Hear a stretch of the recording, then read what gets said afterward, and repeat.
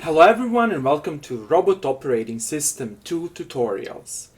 In this Robot Operating System 2 or ROS2 tutorial, we explain how to write publisher and subscriber nodes in C++ from scratch in ROS2 Humble. The material and techniques that you will learn in this tutorial are the core of almost any ROS2 program. Namely, the complete idea of ROS2 is to connect different publisher and subscriber nodes and programs in a functional ROS2 communication network. In practice, a publisher node can be a program that is associated with a sensor, such as for example an encoder sensor, IMU, or a lidar, and that will publish a sensor information and data over an appropriate topic. On the other hand, and on the other side, we have a subscriber node that can be a program that is subscribed to the topic. The topic is used to transmit the sensor information, and this subscriber node receives the sensor information and performs computations. For example, a subscriber node can be a node implementing robot tracking, odometry, navigation, and obstacle avoidance. Here's a simple demonstration of the programs and ROS2 nodes that you will learn how to write in this video tutorial. Over here, in this terminal window, I'm running a publisher node. This publisher node publishes a simple string that states message number and the number of message. And notice that this message number, that is the counter counting the message number, continuously increases with a period of 1 second. So this is a publisher node. Then these messages are sent through an appropriate topic to a subscriber node that I'm running in another terminal. The subscriber node receives this message and prints the message in this terminal window. And you can see message number 270, and you can see over here message number 270.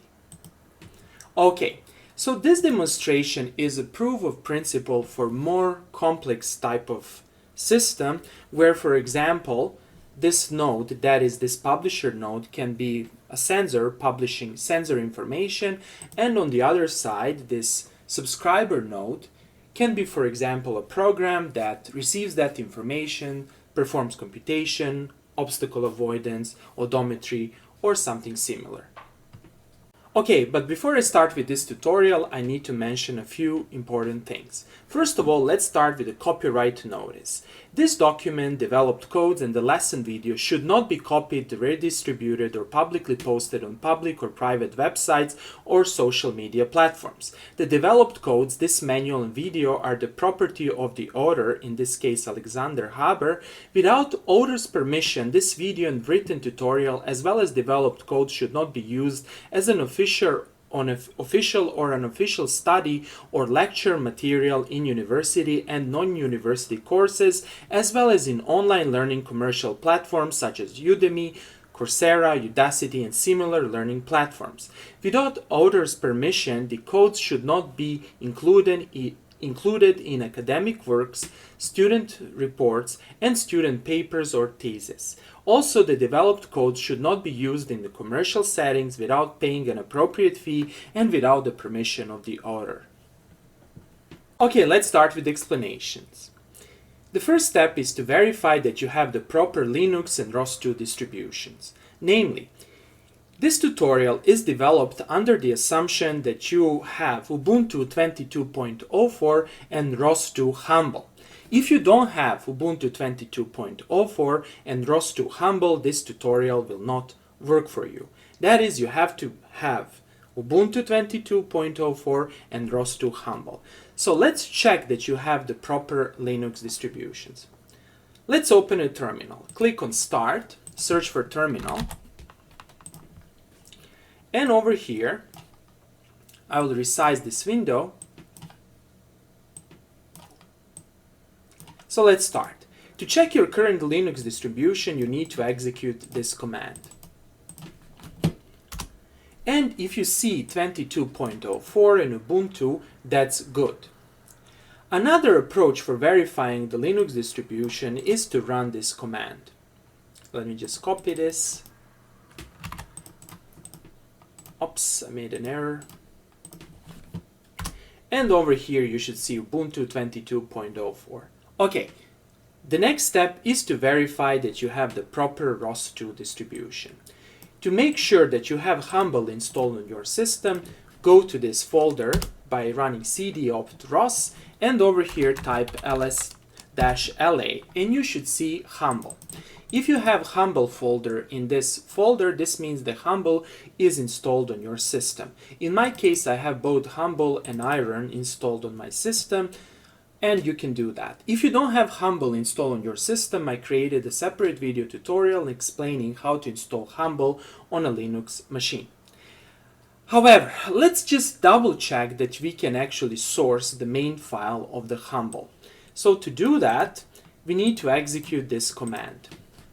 This command will source the setup.bash file, and if you don't see any error while trying to source this file, that's good. And after sourcing this file, let's now print this environmental variable and you should see Humble as an output. If all these checks were performed with no errors, this means that you have Humble installed on your system and you can continue watching this video tutorial. I created a separate video tutorial explaining how to do the same thing in the newest version of ROS2 called Jazzy Jalisco, and you can also watch that video tutorial if you want. The next step is to create the ROS2 workspace folder and the packages. For that purpose, click over here to open a new terminal. And now here's the suggestion. Whenever you want to do something in ROS, it's a very good idea to run sudo apt update and sudo apt upgrade. So run this to update and upgrade the system and be patient over here. This might take some time.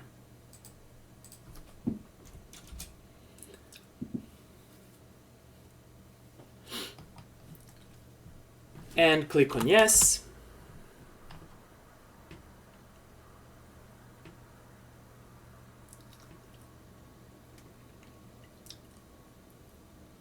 Okay, this will take some time, and here you can see the progress. Everything is being updated. So be patient over here. The next step is to install the gedit. I like gedit or geditors since it's a very simple to use editor and you can use it to write simple programs. Of course, you can also write programs by using, for example, VS Code. To run gedit, you need to run sudo apt install gedit. Okay, and as you can see over here, it's already installed on my system. However, in your case, you will see the installation progress. The next step is to verify that Colcon is actually installed on your system. Colcon should be automatically installed together with ROS2. However, it's still a good practice to try to install it. So let's run this. And you can see that Colcon is already installed on my system. So let's continue. Okay, now before you try to do anything with ROS2, it's very important that you source the setup.bash file whose path is given over here. So let's do that. But before I do that, I will actually go to my home folder. I will type cd tilde. Tilde is a shortcut for the home folder. And I like to start from the home folder. Then I will source my setup.bash file and I will create the so-called ROS2 underlay. And whenever you open a new terminal and you want to do something in ROS, source this setup.bash file.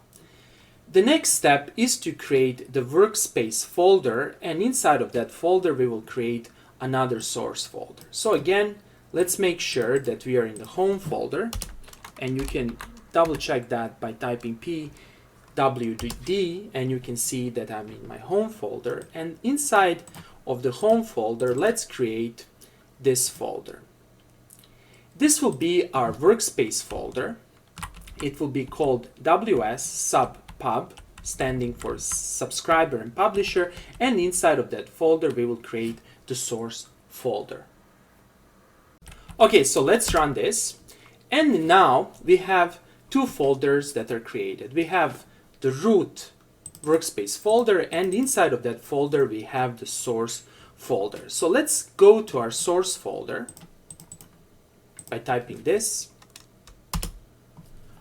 Okay, now inside of this source folder we need to create our package.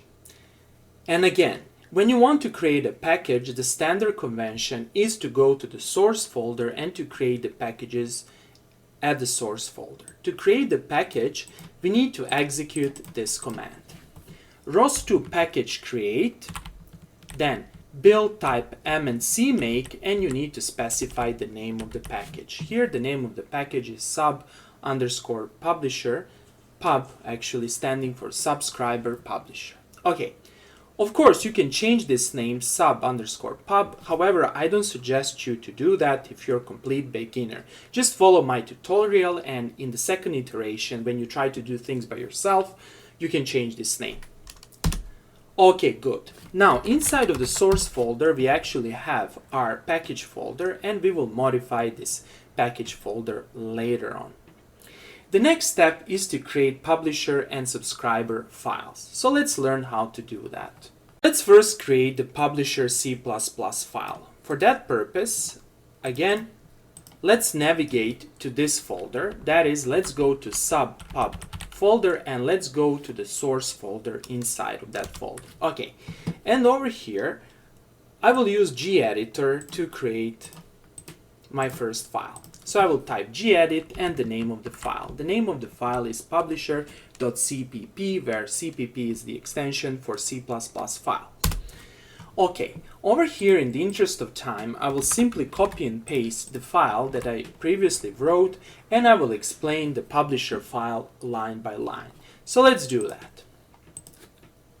Okay, first of all we need to include the libraries. We need the string library, then we need the time library, then we need this header file and library used to manage dynamic memory. This library is used by some other ROS2 libraries. Then we need to include functional. This provides a set of predefined class templates for function objects. Again, this is used by ROS2 and you need to include.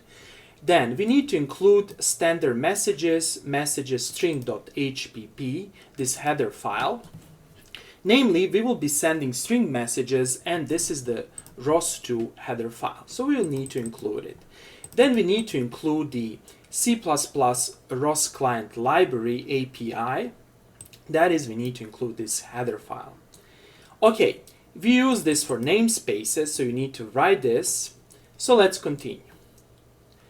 The next step is to define a class that implements our publisher. Here I'm calling the class simple publisher, and I'm inheriting this class from the node class. You can see RCL-CPP, this is the ROS2 API, and I'm inheriting from the node class. And then we need to define our constructor. So what the constructor is doing, the constructor over here is actually calling the constructor of the parent class node and sets the name publisher node. You can change this as you wish. This is just a string value. And over here we need to set the counter.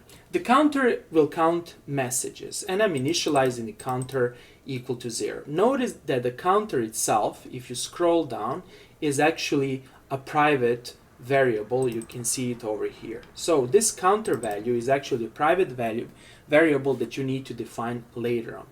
Next, we need to define the publisher object. Again, actually here we are creating the publisher object. You be careful, but however we are defining it over here. This is very important. So here's the definition, and here is actually initialization if you want to be precise. So publisher object is this create publisher. This is a standard ROS2 basically function. And here we need to specify two things. We need to specify the name of the topic that will be used to communicate the messages. I'm calling this topic communication topic, and over here I'm specifying the buffer size. That is, if something goes wrong, we will buffer 20 messages. You can change this as you wish. Of course, this name you can change, however, keep it as it is. What is very important over here is that this topic name should perfectly match the topic name in your subscriber C++ file. That is, the topic name should be unique, since both publisher and subscriber need to know the name of the topic over which they communicate. Next, we need to create a timer object. The timer object is a very important ROS2 object. We call the function createVolTimer, and we specify the period for communication or for processing information. You can think of a timer as some kind of background clock. So the things will happen over here with a period of 1 second or 1000 milliseconds. And so what I'm doing over here, this is the first argument. The second argument, I'm using std_bind function, and I'm specifying from my simple publisher class this callback function. The callback function is actually defined over here. So what is a callback function? The callback function is called every 1 second. That is with this period, and the callback function will do something, right? The callback function will perform something. In our case, the callback function will create a message, and it will transmit that message, and it will increase the counter value. We will explain this later on. Okay, so let's summarize. We set the counter value to 0. We create publisher object, or we initiate, better to say. Then we have our timer object, which again is also a private variable. You will see later on, or private member. We specify the period, and we use this std_bind, passing as the first input the callback function to actually set the callback function. And here are the private member variables. First of all, we have private member variable function callback function, and that's precisely the function given over here. So let's see what's happening with this function. We first increase the counter value, counting the number of message. Then we create a message, and the message is called by initializing this constructor, string constructor. Notice that this constructor and this function is actually part of ROS2. This is not C++ exactly. And then we fill in the message. So what do we do? Message has basically a private member, or actually not the private member, has a part of, it's basically a structure, and one of the entries inside of the structure is this data. So data is, you can think of data as simply as a string. We say message number, and we add the counter value, right? We need to convert the counter value from integer to a string, and we add two strings, and we simply fill in message.data. And at the same time, over here, we print the message in the publisher terminal. So we call this function, we get the logger, and we publish the message. Publishing message, string we are publishing, and here is actually the message we are publishing. And we are actually, at the end, publishing the message. Namely, what's the difference between this line and this line? This line will simply print the message in our terminal. However, this line will actually publish the message over the appropriate topic. And what are the private variables? They are timer object, and here we initialize the timer object. Then we have the publisher object, here it is, and we have the counter value. Note that both timer object, publisher object, as well as counter value are actually initialized over here. That is in the constructor of our class. And finally, here is our int main function. First of all, we initialize ROS2. Then over here, we spin the node.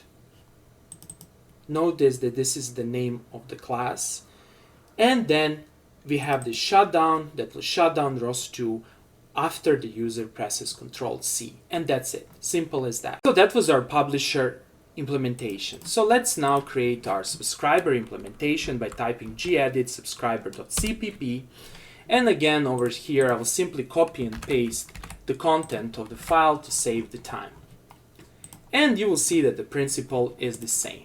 So let's explain the subscriber.cpp. Again, we need to include this header file since we are using and sending and receiving string messages. Then we need to include the C++ ROS2 client library API. This is very important. And over here, I'm using std placeholders, and I specify this value. And I'm not going to spend more time explaining std placeholders. We will use it in the std_bind. You can read more if you follow this link. And over here is our subscriber class. I call the class simple subscriber, and this class inherits from ROS2 node class. Here's the constructor. Over here I initialize the name, and look how simple the constructor is. Here's my subscriber object, and I'm creating subscription. I'm specifying the type of messages I'm sending, or better to say, receiving. I'm receiving string messages. I'm specifying the name of the topic, its communication topic, and know that this name should perfectly match the name of the communication of the topic defined in the publisher node. That is, communication topic should be the same in the publisher and subscriber nodes. Here's the buffer, 10 for example, and over here I'm defining the callback function. Here it is. And as private member variables, of course, I have callback function. This callback function is called once the message is received. So what do we expect to receive? We expect to receive string messages. Okay, so we need to specify it over here. And this function is const. And what do we do over here? We simply print the messages in the subscriber terminal. That is, we open the logger and we just print I heard, and then we just print the message that's being received, and we simply print it out. And over here we simply define our subscriber object. Here it is, and that's it. Simple as that. You can see, define the constructor, define the private callback function, specify them over here, and define what actually the callback function is doing, and that's it. Here's our int main function. We initialize ROS2. Over here we spin the node, and at the end we shut down. That's it. Simple as that. Let's save this file and let's continue. The next step is to add the dependencies and to adjust the two very important files. We need to edit two files. The first file is package.xml, and another file is the cmakelist.txt file.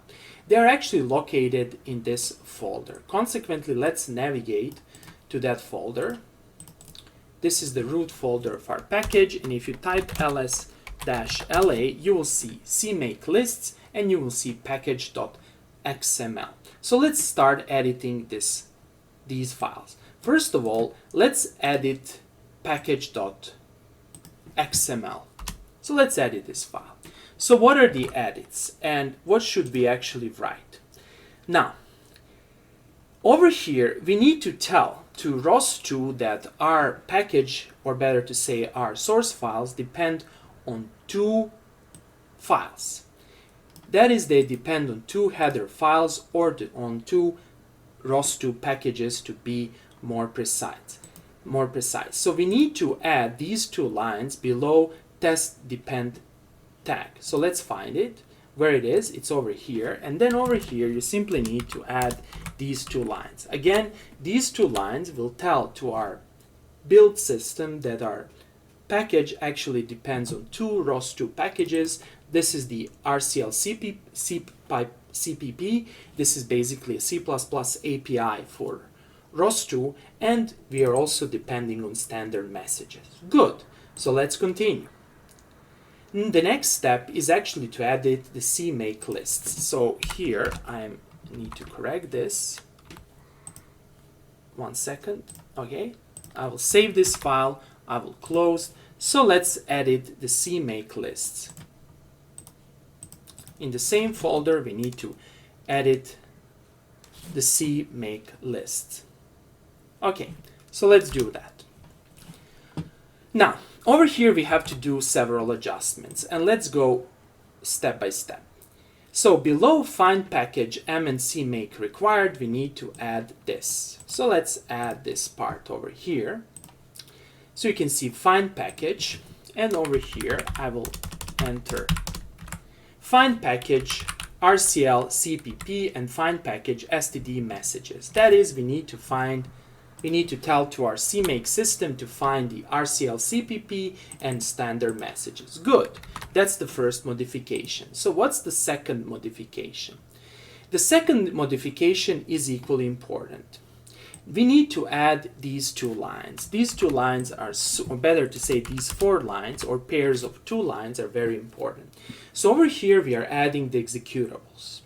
So what are the executables? Well, when I want to run my node, I want to specify the name of the node. And here I'm specifying the name of the executable.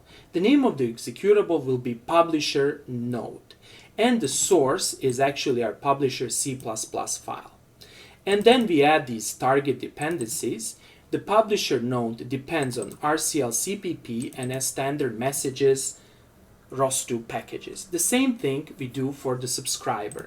We create the executable file for the subscriber. I will call it the subscriber node, and I'm specifying the source file. The source file is the subscriber.cpp, and notice that it is located inside of the source folder. And then finally, I'm specifying the dependency. I'm telling that my subscriber node will depend on RCL CPP and standard messages. So let's save this, close this, and let's continue. Okay, so to summarize, what are the modifications? First of all, we edited the package.xml, and we add these executable dependencies. This is very important. Then we edited the CMake list. We added find package, this line as well as this line, and then we added these 4 lines over here. Okay, so let's continue now. However, we have to do one additional modification of our executable, or actually of our CMake list. So let's again go back here and edit CMake list.text. And let's see what we need to write over here. Over here, we need to write one very important line, and don't forget to write that line. We need to install targets. So we need to add this line.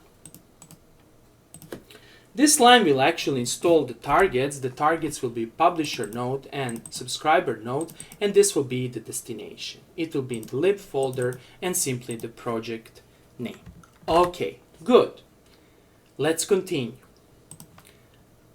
We perform the 3 important steps. The final step is to actually build our package. So you can now safely, for the second time, close CMake list.text, and let's continue. First of all, let's go to our root folder of our workspace, and in that root folder, let's run this line to make sure that there are any missing dependencies. And you can see that all required ROS dependencies are installed successfully. This is a very important step. So once you do that, you can actually run colcon build. The colcon build will build everything, compile everything, create executable, so you can run your package. So let's run this. And let's hope that everything will be fine. There will be no errors, hopefully. Let's see. Okay, package finished. I didn't see any error. There is definitely a log file, however, we are not going to go over the log file. Another approach for building the final package, which might be faster, is to specify colcon build, and you can explicitly select the package that you want to build. In our case, is subpub. And this is very important if you have, for example, 10 packages, and if you just want to build a single package. Colcon build will rebuild everything. Okay, and let's perform the final test. So let's do that. Open a new terminal, and let's run the publisher node. First of all, let's source the setup.bash file. However, this setup.bash file is the setup.bash file of the created package. Good, no errors. And let's run the publisher node. Here it is. And let's see what's happening. Aha, publishing messages. Congratulations. Message number 1, 2, 3, 4, 5, etc. So let's run the subscriber node, open a new terminal, and again, source the environment. Okay, and then simply run the subscriber node. And let's see what's happening. Aha, message number 26, 27, 28, 29. And you can see that they're synchronized. 33, 33, etc. Okay, that's all for today.